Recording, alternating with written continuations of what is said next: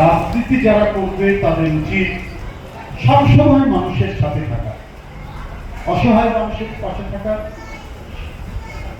অল্প আয়ের মানুষের পাশে থাকা, নিম্ন আয়ের মানুষের পাশে থাকা। আজকে ঈদের আনন্দ একজন ধনী লোকের সন্তানরা যতটুকু যেভাবে আনন্দ উপভোগ করে, একটা গরিব মানুষের রিক্সাওয়ালার ছেলে, সিএনজিওয়ালার ছেলেটা হয়তো ওইরকম পারে না, কিন্তু তার মধ্যেও ঈদের আনন্দ উপভোগ করার আকাঙ্ক্ষা রয়েছে।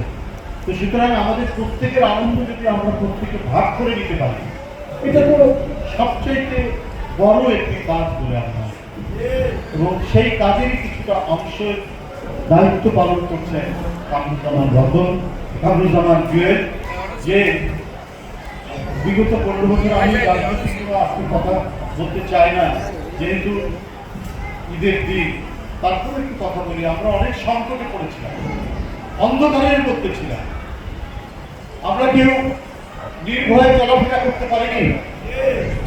আমার বাসাটা ঠিক কয়েকটা বিল্ডিং পরেই আমার বাসা। এই আদালত খারাপ বসতি আমার বাসার বাড়িতে ডেকে বলতো যে আপনি মুসলোকে দেন, বন্ড দেন, যে রিজভী আহমেদ জেল থেকে বের হলে পরে সে এই বাসায় আপনি আর তাকে রাখবেন না, জোর করে বন্ড দিতে হয়েছে তাকে। এই সময় ছিল, এটা দুঃসময় ছিল। 15 বছর আমরা ভয়ে আতঙ্কে নির্বিঘ্নে,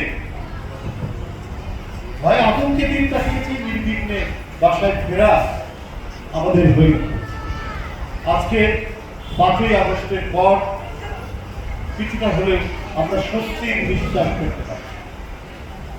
হয়তো একটু পরে বলছি যে না, বাসায় ফেরার সময় আমি গ্রেফতার হব না, আমাকে কেউ মামলা দেবে না, আমি কোনো বিপদে পড়ব। এইরকম একটি পরিস্থিতি এখন তৈরি হয়েছে। আজকে এই পরিবর্তিত পরিস্থিতিতে আমরা প্রথম ঈদ উল ফিতর উদযাপন করছি। আজকে এই দিনে আমরা ধনী নির্ধন নির্বিশেষে সবাই যাতে আমরা প্রত্যেকে ঈদের আনন্দ ভাগ করে নিতে পারবো সেই আশা রাখি।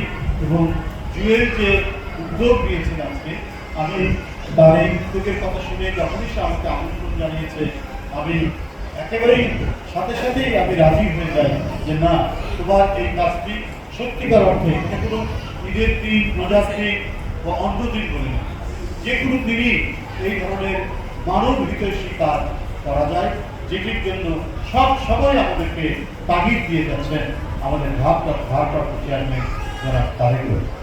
জুয়েল একজন অত্যন্ত কর্মনিষ্ঠ ছেলে,